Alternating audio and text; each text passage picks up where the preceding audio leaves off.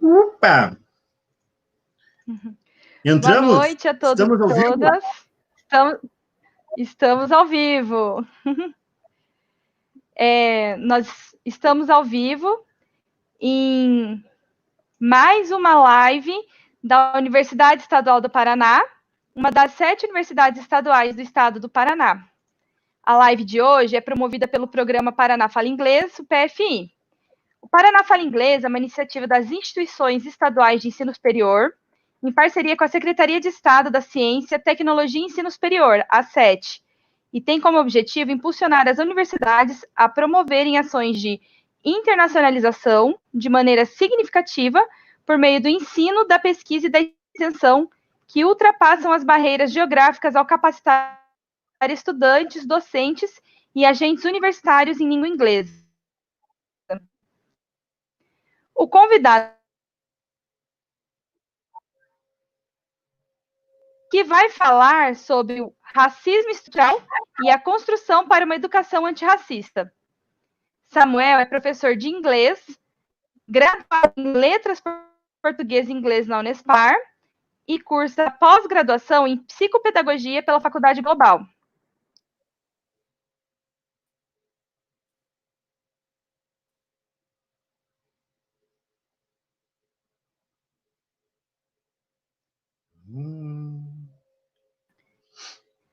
Deu uma travadinha aqui. Boa noite. Aí, travou também? Professor Samuel, boa noite, Wagner.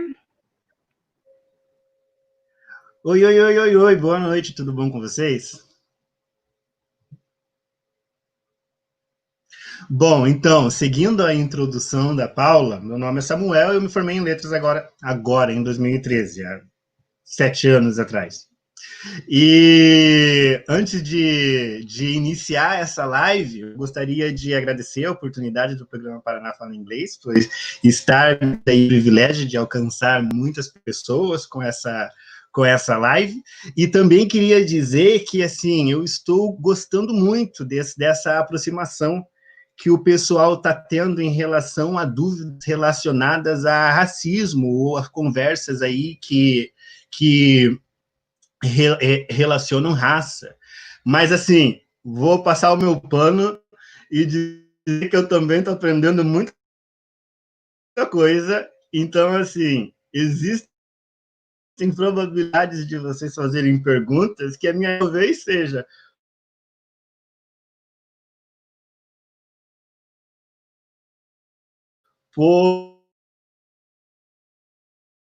pano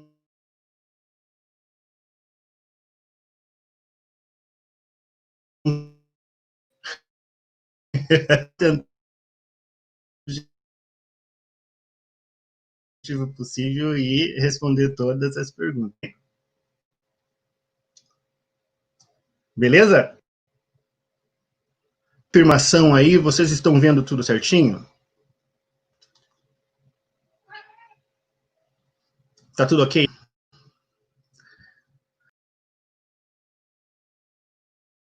Paciência aí, pessoal. Tá indo, tá carregando. Aos pouquinhos.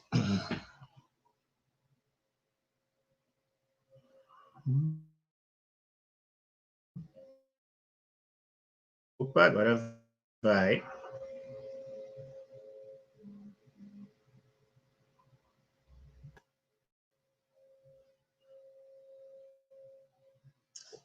Foi!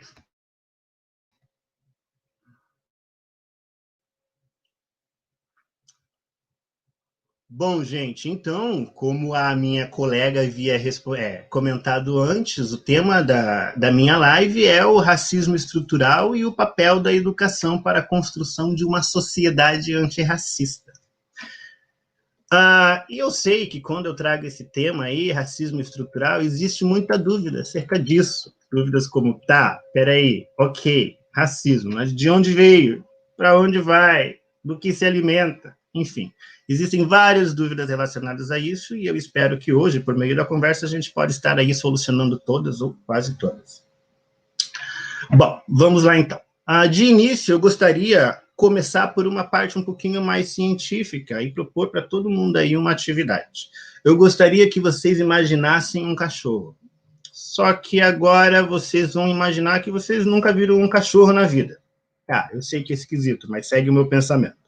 Vocês nunca viram um cachorro na vida e entram em contato com ele pela primeira vez. Aí você aprende que cachorro gosta de lamber, gosta de puxar, gosta de brincar, não gosta se você puxar o rabo dele e que ele é bem brincalhão. Pois bem, quando você conhecer um outro cachorro, você não vai passar por todo esse processo novamente, porque o cérebro encurta algumas atividades, fazendo com que você categorize essa relação. Bom, o que acontece, então, é o processo de estereótipo. E isso acontece com várias coisas, como, por exemplo, objetos, bichos, situações e até mesmo pessoas. Eu tirei essa parte de um vídeo do Átila, do Nerdologia, na qual ele falou um pouquinho sobre racismo. E dentro desse vídeo existem várias frases muito boas, como, por exemplo, essa categorização é importante para entendermos o mundo. Estou falando sobre o estereótipo. Quem aprendeu que um animal comprido, sem patas e escamas eram venenosos e deveriam ser evitados, sobreviveu mais do que quem resolveu testar se todas as cobras são mesmo venenosas. Eu gostaria também de propor uma outra situação. Imaginem que vocês estão, sei lá, perdidos. Bom, quando isso acontece, o seu cérebro normalmente faz uma procura e vai procurar pessoas que talvez tenham informações para te dar. Pode ser tanto um profissional, como um casal local, a polícia. Mas você nunca pediria informação para uma criança, certo?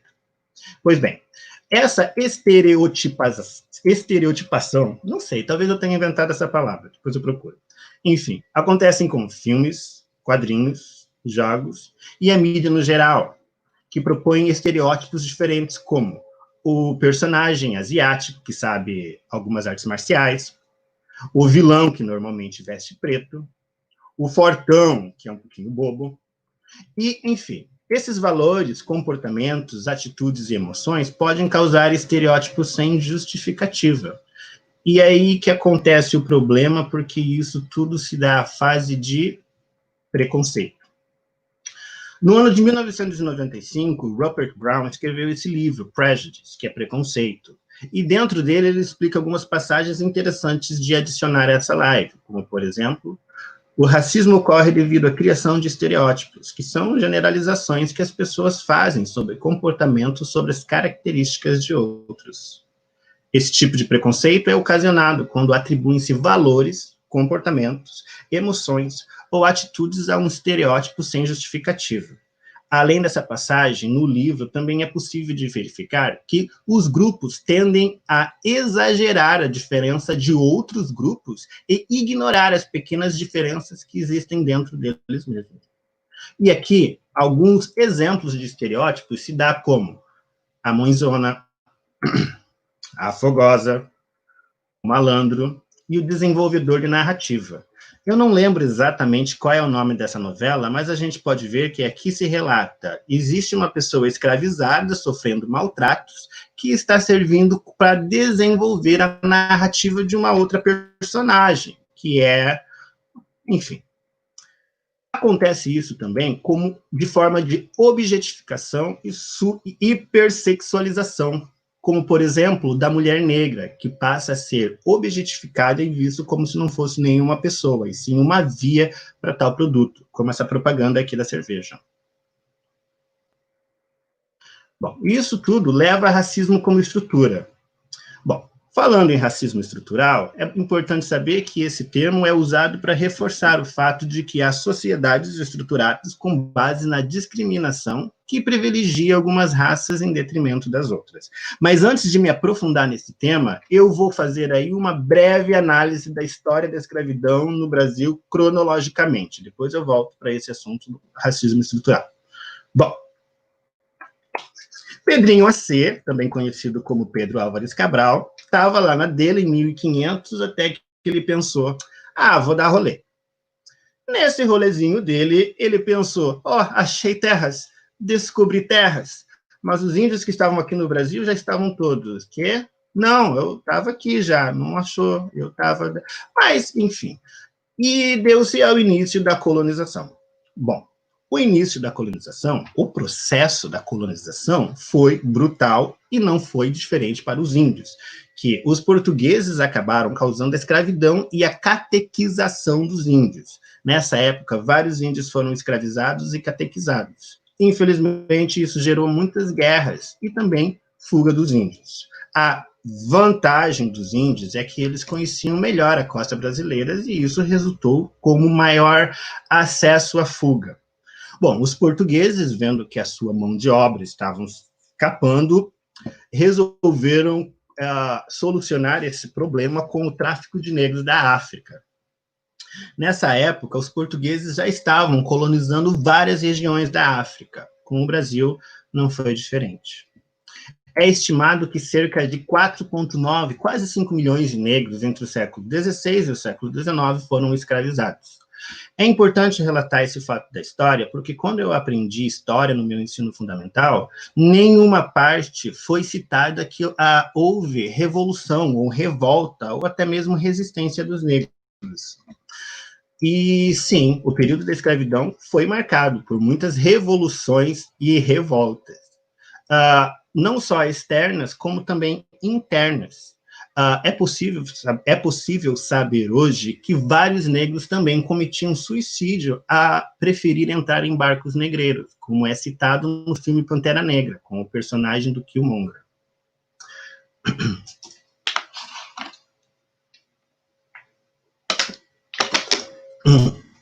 Esse personagem, em uma das últimas cenas do filme, diz a seguinte frase: "Me enterre nos oceanos, como meus ancestrais que pulavam dos navios, pois eles sabiam que a morte era melhor que a escravidão." Bom, houve também outras formas de resistência na costa brasileira. Vários quilombos existiram, inclusive o Quilombo dos Palmares, que foi o maior quilombo da história do Brasil ao longo do século XVII, e chegou a reunir cerca de 20 mil habitantes na Serra da Barriga. É importante citar também que essas quilombolas não adotavam, não abraçavam somente negros, mas também brancos pobres e o povo indígena. Um dos líderes dessas comunidades, desse grupo, foi o Zumbi dos Palmares. Porém, no dia 20 de novembro de 1695, o esconderijo de Zumbi foi denunciado. Ele foi emboscado, morto, decapitado e sua cabeça foi exposta publicamente nas ruas de Recife. Bom, para homenageá-lo, alguns municípios consideram o dia 20 de novembro o Dia da Consciência Negra. E, assim como a Terra plana, heterofobia e racismo reverso, não, o Dia da Consciência Humana também não existe. Ignorem esse cara aqui, tá? É importante que vocês entendam que o Dia da Consciência Negra serve para muitas coisas, inclusive para conscientizar a população do histórico negro que a gente tem. Bom, o que não é importante ignorar são 3 importantíssimos abolicionistas negros. São eles: Luiz Gama, que foi um baiano de nascimento, filho de uma negra livre e pai branco, lusitano. No entanto, mesmo estando livre, foi feito escravo aos 10 anos de idade, e assim permaneceu até os 17. Quando conseguiu provar que nascera de ventre livre, só depois de ter passado pela experiência da escravidão, Gama conseguiu alfabetizar-se.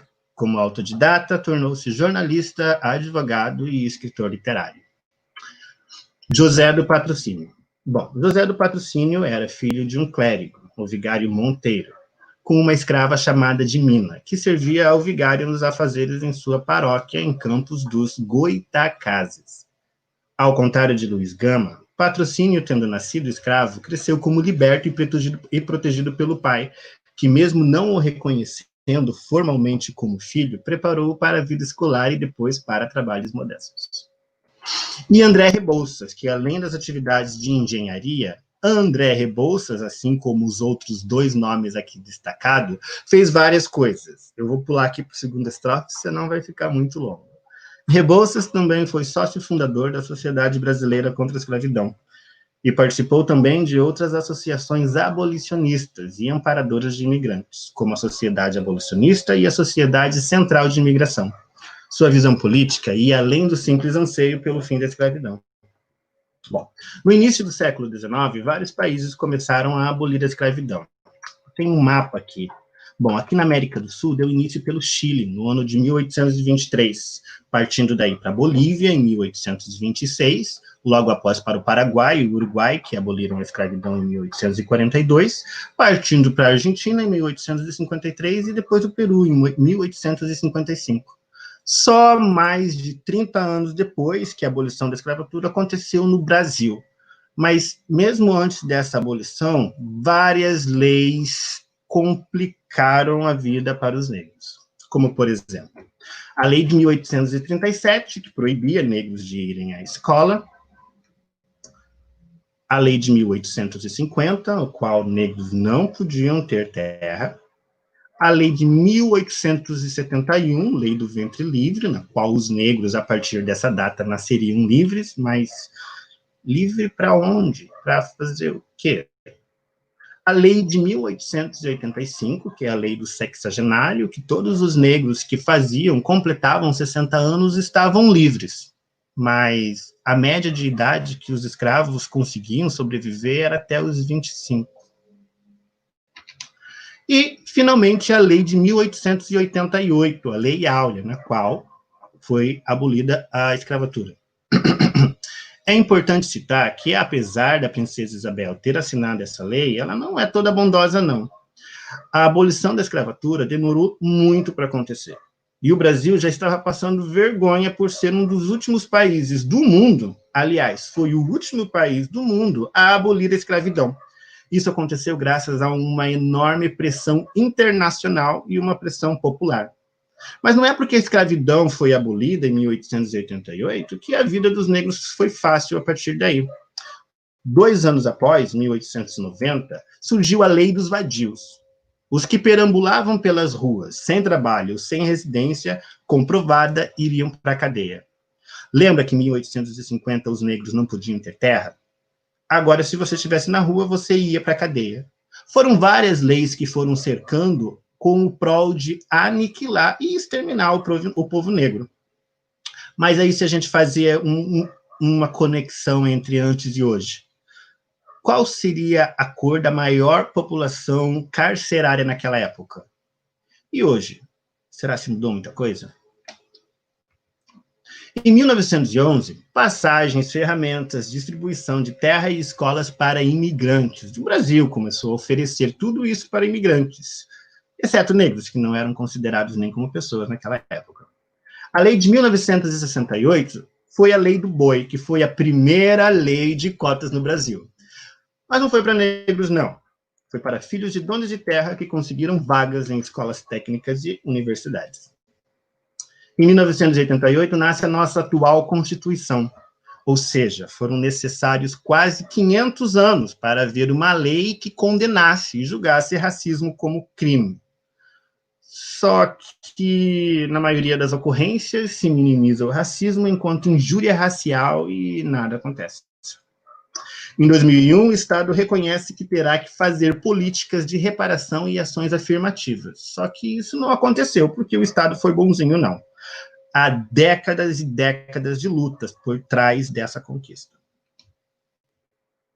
Em 2003, estabelece as diretrizes e bases da educação nacional para incluir no currículo oficial da rede de ensino a obrigatoriedade da temática, história e cultura afro-brasileira. Só que essa diretriz fica muito na teoria, principalmente porque nós, envolvidos na educação, sabemos que isso não acontece.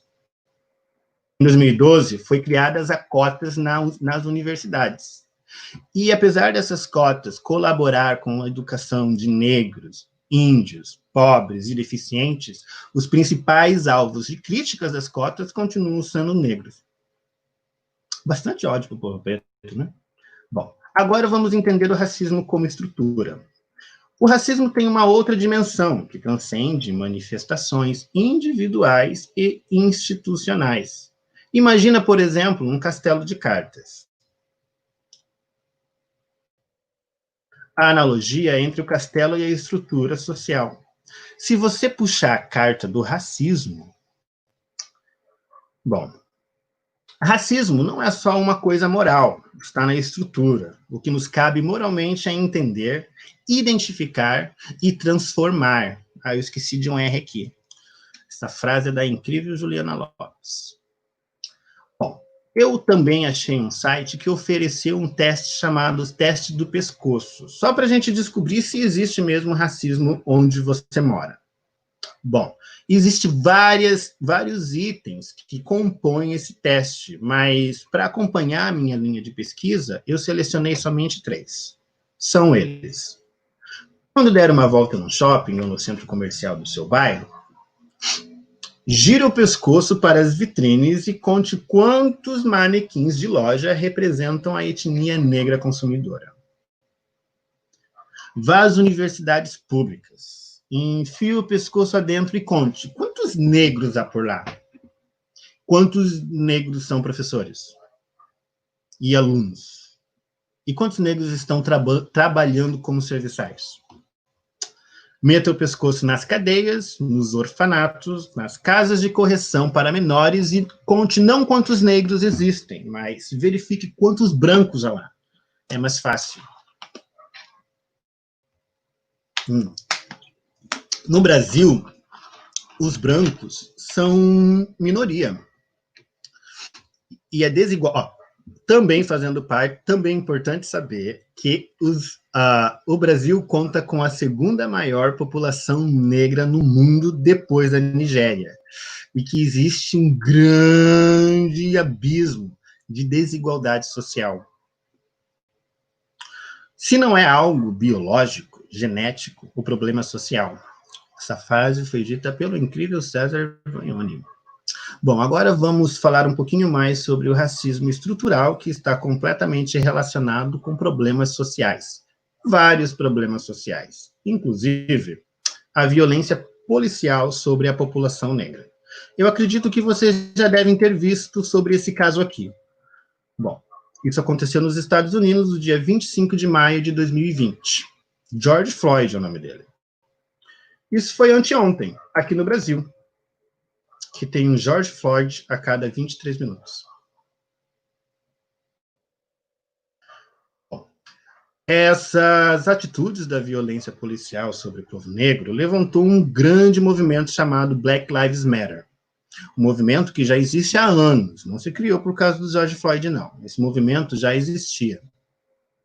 Black Lives Matter é uma intervenção política e ideológica em um mundo onde vidas negras são sistemática e intencionalmente desaparecidas.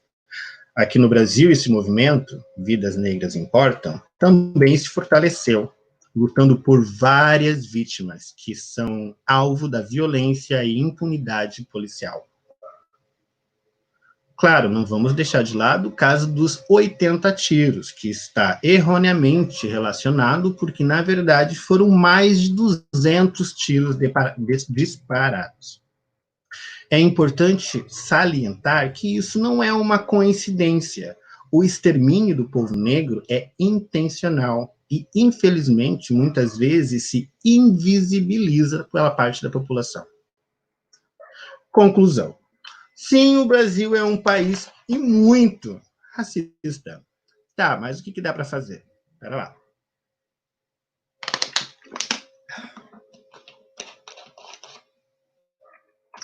Educação. Importante. Existe uma frase da Angela Davis que diz assim: numa sociedade racista, não basta não ser racista, é necessário ser antirracista. E o que é ser antirracista? Bom, o termo não é novo, mas veio à tona porque foi preciso. Ser antirracista é acreditar que o racismo é um problema de todos, e todos temos um papel a desempenhar para detê-lo. Todos, absolutamente todos. Racismo não é um problema só dos negros. Racismo é um problema de todos. Bom, eu adquiri esse livro chamado Pequeno Manual Antirracista, da Djamila Ribeiro. E por via dele, eu trouxe alguns ensinamentos que ela cita nesse livro. Logo na capa, é necessário entender que a gente lida com essa frase aqui. Nunca entre numa discussão sobre o racismo dizendo, mas eu não sou racista, sugere Djamila Ribeiro. O que está em questão não é um posicionamento moral, individual, mas um problema estrutural. É importante, então, conhecer os seus desejos e afetos, como cita ela. É importante também salientar que os nossos gostos são construídos. E uma vez que nós vivemos numa sociedade racista que não só embeleza traços brancos, mas inferioriza traços negros, é necessário muita consciência para sair desse dilúvio. Leia autores negros, além de Machado de Assis. Bom, eu listei aqui uma lista de autores negros importantes para se ler. Eu acho que depois essa live vai ficar gravada e vocês podem dar uma olhada, mas ela conta como Silvio de Almeida, Djamila Ribeiro, Angela Davis, entre outros. Questione a cultura que você consome. Isso faz um ponto de ligação muito importante com o whitewashing. Esse aqui eu peguei do Instagram, o user dele está logo aqui embaixo. O termo whitewashing é utilizado para denunciar uma prática corriqueira na mídia, que consiste em um personagem étnico sendo interpretado por um ator branco, na figura de Juliette Binoche com Maria Segovia em Os 33. Eu não sei se vocês lembram, mas alguns anos atrás houve um acidente no Chile, se eu não me engano, no qual alguns operários ficaram soterrados por muito tempo. Pois bem, esse acontecimento virou um filme e uma das personagens, que eram originalmente negras, foi interpretado por uma atriz branca. O elenco de O Último Mestre do Ar escalou atores brancos para todos os papéis principais, que deveriam ser interpretados por asiáticos, com exceção do vilão. Será por quê? Além disso, temos também Emma Stone como Alison, NG. Eu não sei direito como se pronuncia. No filme Aloha, Emma Stone, descendente de europeus, fez o papel de Alison, uma personagem descendente de chineses e havaianos. Falando um pouquinho mais sobre a linguística em relação ao racismo, recentemente, a Rita Von Hunt, do canal Tempero Drag, liberou um vídeo sobre a linguagem.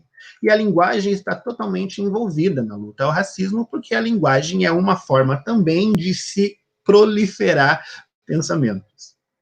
Dentro desse vídeo, uma das frases que ela citou do Lacan foi: o sujeito se constitui através da linguagem.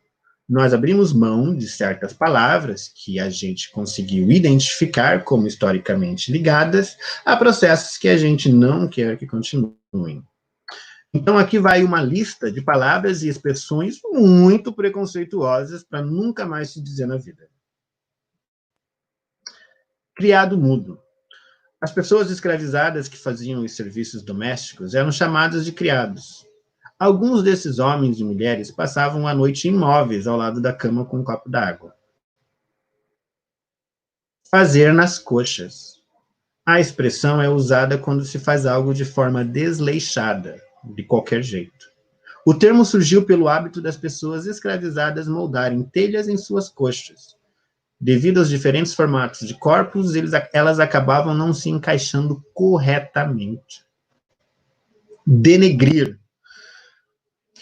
Denegrir é usado para o sentimento de desqualificar, caluniar. Entretanto, é um termo racista, usado desde o período em que o Brasil era escravocrata. Mercado negro. O termo é usado para algo ilegal, errado, ilícito. Mais uma vez, o negro sendo usado com uma conotação negativa. Judiar. Judiar tem sentido de maltratar. Atormentar. Entretanto, o termo se refere ao povo judeu, que foi vítima de perseguições e de um holocausto. Homossexualismo. O sufixo de origem grega, ismo, denota condição patológica, ou seja, uma doença. O uso correto é homossexualidade. Mulata. Significado: Palavra de origem espanhola, feminina de mulato, mulo. Animal híbrido, resultado do cruzamento de cavalo com jumenta, ou jumento com égua.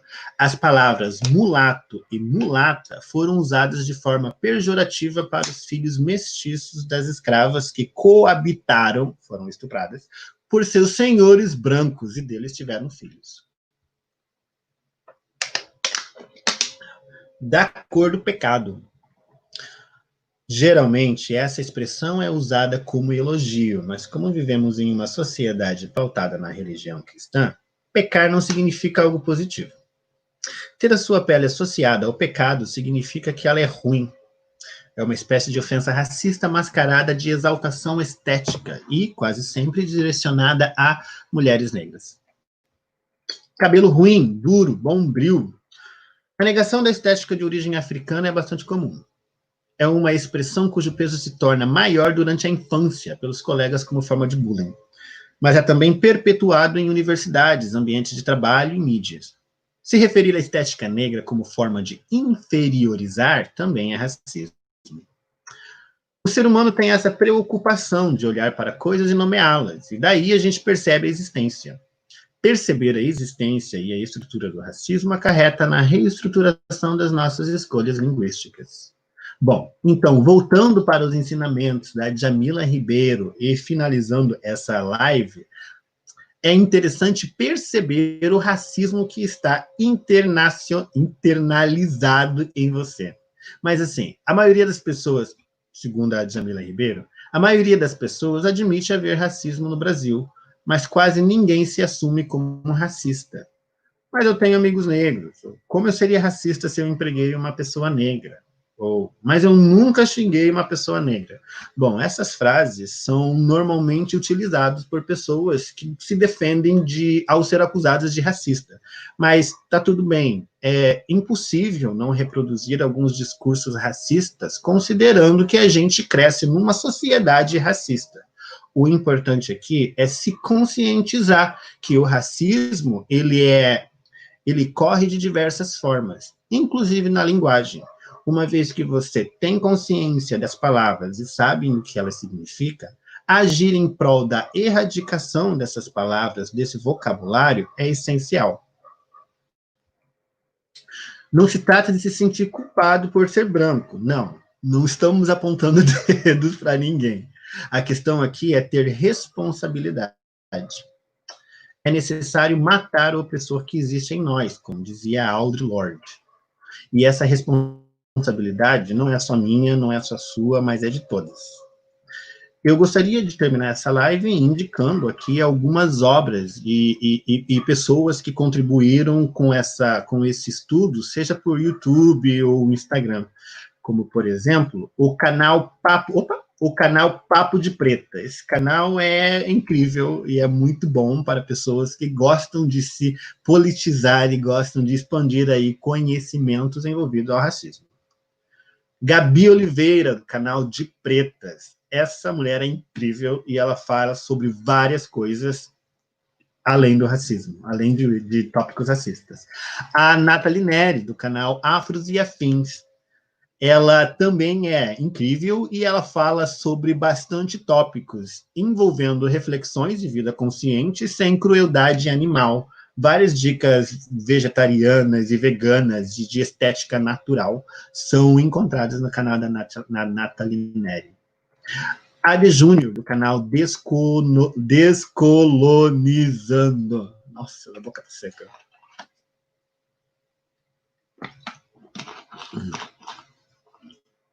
O Paulo Carvalho é um rapaz que gosta muito de lives. E as lives dele são incríveis. O endereço dele está aqui. Sobre leitura, bom, eu me baseei muito no pequeno manual antirracista da Djamila Ribeiro e também no Racismo Estrutural do Silvio de Almeida. Em relação aos agradecimentos, eu gostaria de agradecer a Juliana Araújo Lopes. Sem ela, essa live não existiria.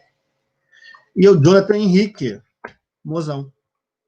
A Bruna Letícia. Oi, Bruna. Obrigado por aguentar meus surtos.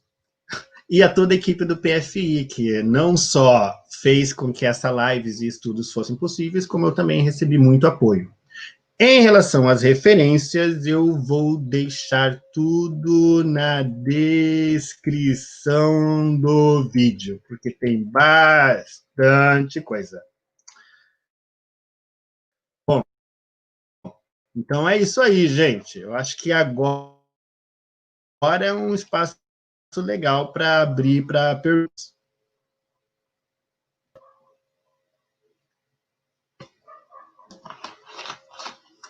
Tudo bem?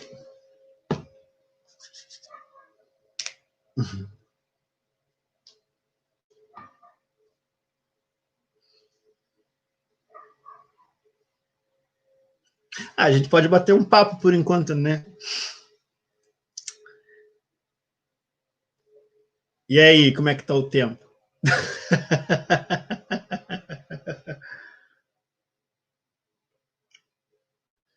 Eu acho que a Paula vai entrar para organizar as perguntas. Isso se houverem perguntas. Temos 20 minutos ainda. Estruturem bem as perguntas. Mas saibam que a resposta pode ser, pô, vou ficar devendo.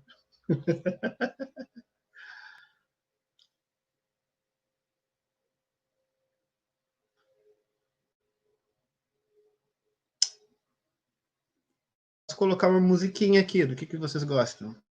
Opa, peraí. Temos perguntas. Quando uma pessoa é a vítima de racismo, como provar e comprovar que está sendo vitimado? Pois a pessoa, ao discriminar, pode manipular a atitude e dizer que não foi um ato racista. Uau! Muito boa pergunta, Régia. Bom, é importante se conscientizar que, em relação ao sofrer casos de racismo, existem casos e casos. Como, por exemplo, George Floyd ou a mulher de anteontem, logicamente estavam sofrendo casos de racismo. Só que, dependendo de violenta, não há muita coisa a se fazer. Eu sugiro que em casos de não violência ou até mesmo de violência, haja uma preparação para a saúde psicológica da vítima. É preciso cuidar dessa pessoa. Casos que envolvam crime, é muito importante de se resolver o processo. Existe todo um processo de denúncia de racismo, mas acolher a vítima, nesses casos, para mim, é como se fosse uma prioridade. E também é interessante não se manter calado em situações de racismo, porque o silêncio, principalmente em relação a esses tipos de preconceito, é ser conivente, é tão violento quanto o ato. Acho que é isso. Alguma pergunta? Mais fácil, talvez?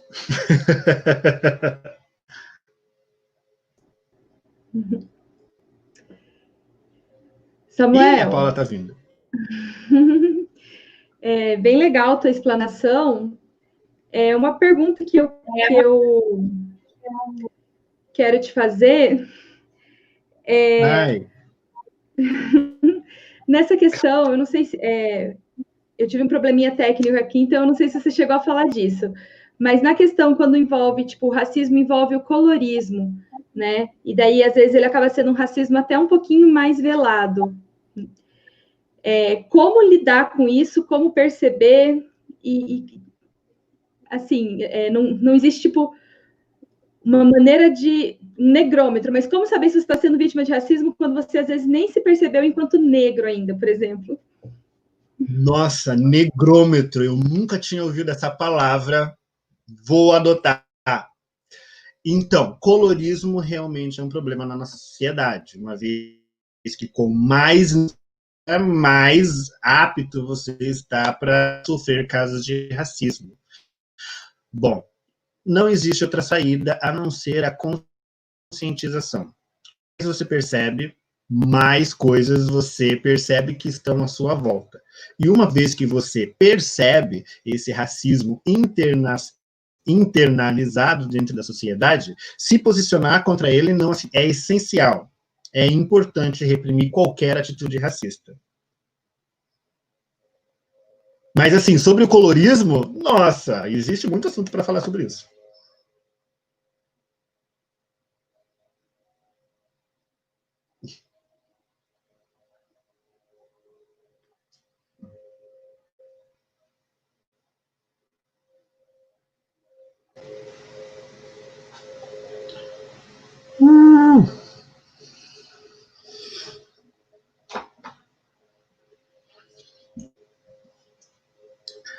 Vocês estão tímidos ou é impressão minha?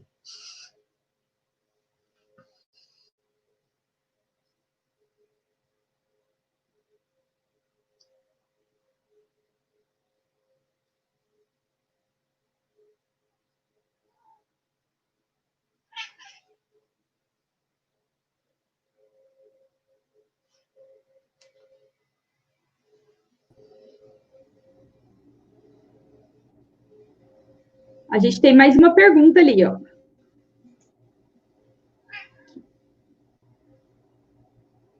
Da Cecília.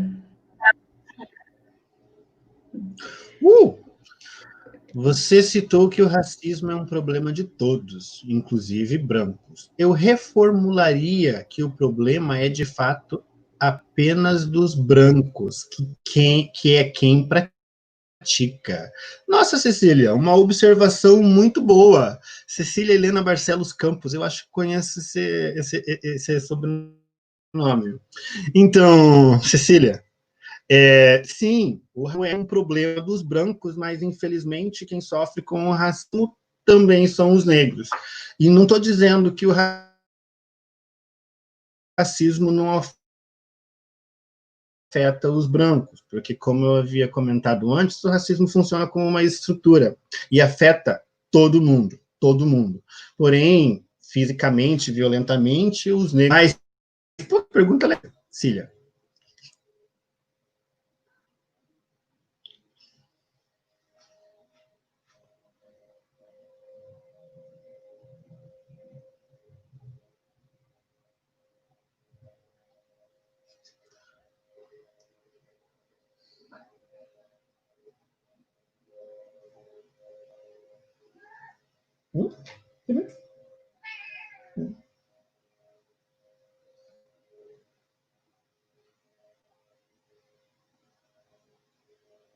Eita, acho que a Paula foi embora.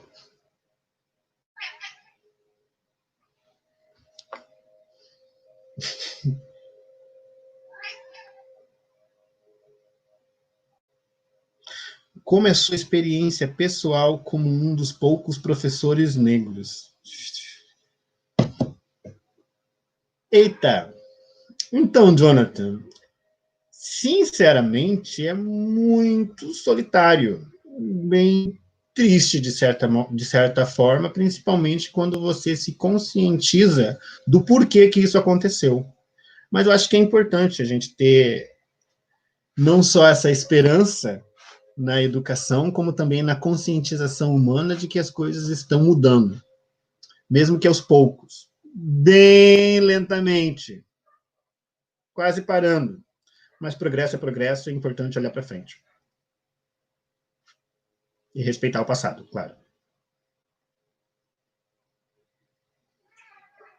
Bem.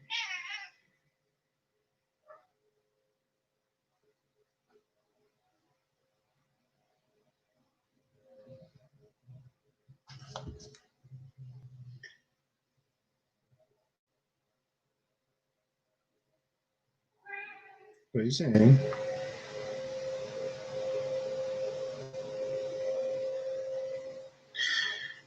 Como foi estudar esse tema? Você se viu em algumas situações? Olha, Bruna, estudar esse foi bem. Como que eu posso dizer?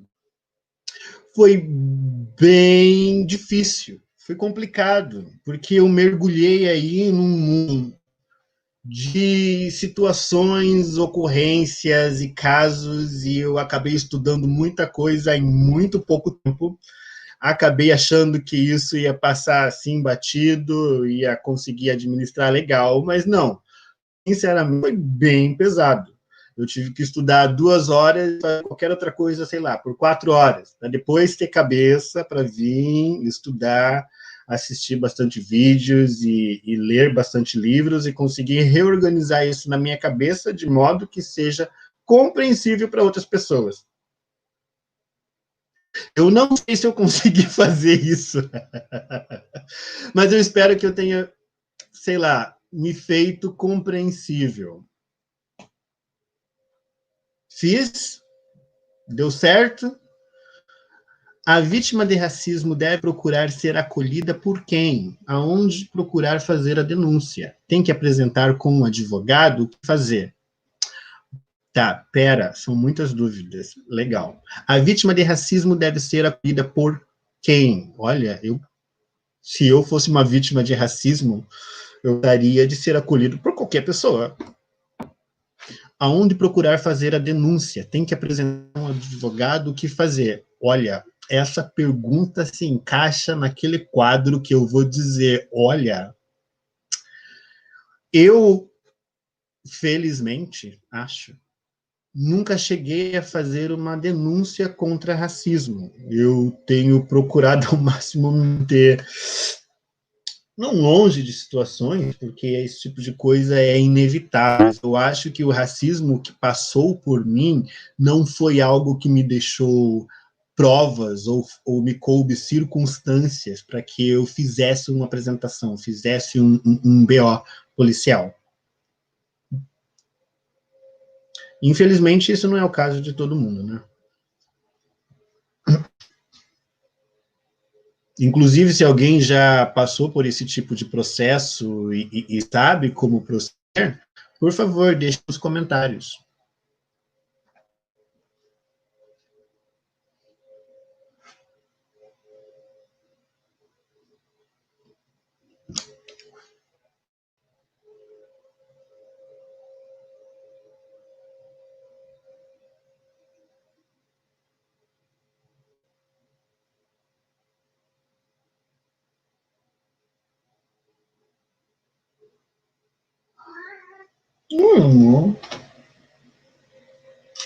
Meu gato quer participar da live.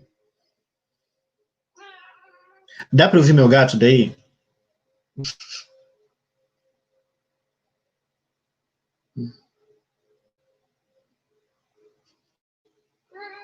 Uhum.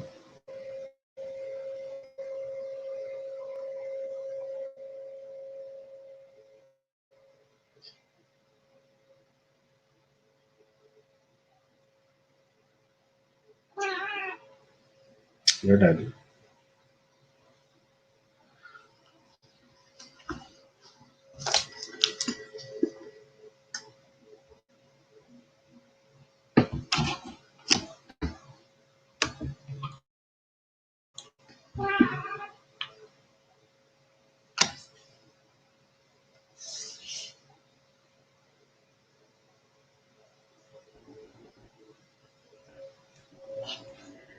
Bom,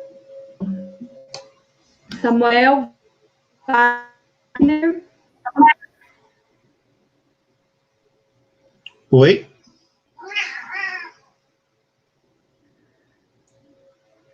O nosso tempo está chegando ao fim. Tá? Não consigo.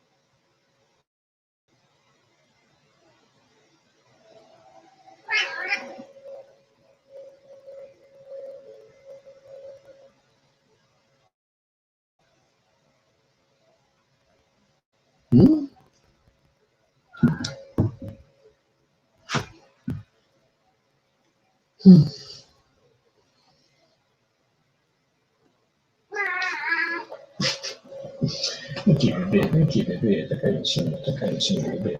Vem cá. Tá ótimo. Não quer ficar aqui, não quer ficar aqui. Pra você, conforme.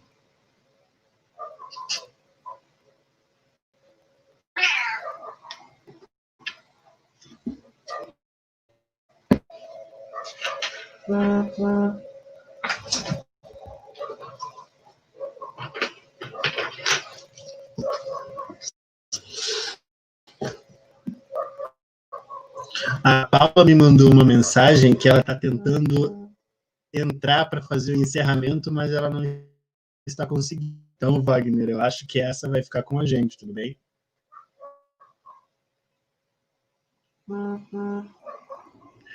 Consegui Bom, entrar. gente, então eu gostaria de agradecer ao pessoal que assistiu. Opa!